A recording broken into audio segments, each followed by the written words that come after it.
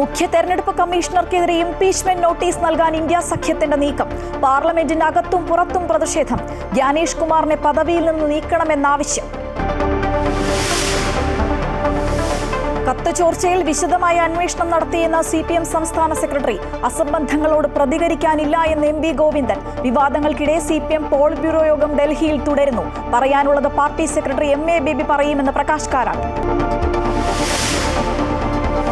Bus ഉടമകൾക്ക് താക്കീതുമായി ഗതാഗത മന്ത്രി ഗണേഷ് കുമാർ. സ്വകാര്യ ബസ്സുകൾ പണിമുടക്കിയാൽ KSRTCയെ വെച്ച് നേരിടുമെന്ന് മന്ത്രി. ഡ്രൈവറെ വെച്ച് ഡീസൽ അടിച്ച് KSRTC ബസ്സുകൾ ഓടിക്കുമെന്ന് മുന്നറിയിപ്പ്.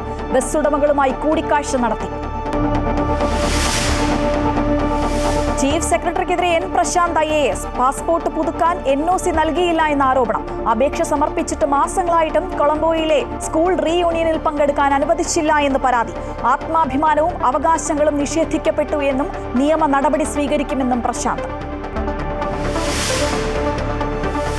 റാപ്പർ വേഡിനെതിരെ കൂടുതൽ പീഡന പരാതികൾ. ലൈംഗിക അതിക്രമം നടത്തിയെന്ന് ചൂണ്ടിക്കാട്ടി 2 യുവതികൾ മുഖ്യമന്ത്രിക്ക് പരാതി നൽകി. മുഖ്യമന്ത്രിയെ നേരിട്ട് കണ്ടും പരാതി ബോധിപ്പിക്കും.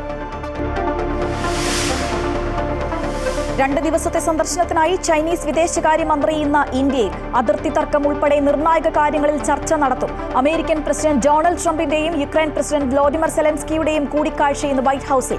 സമാധാന കരാറിൽ യുക്രൈന് US-ന്റെ പിന്തുണ.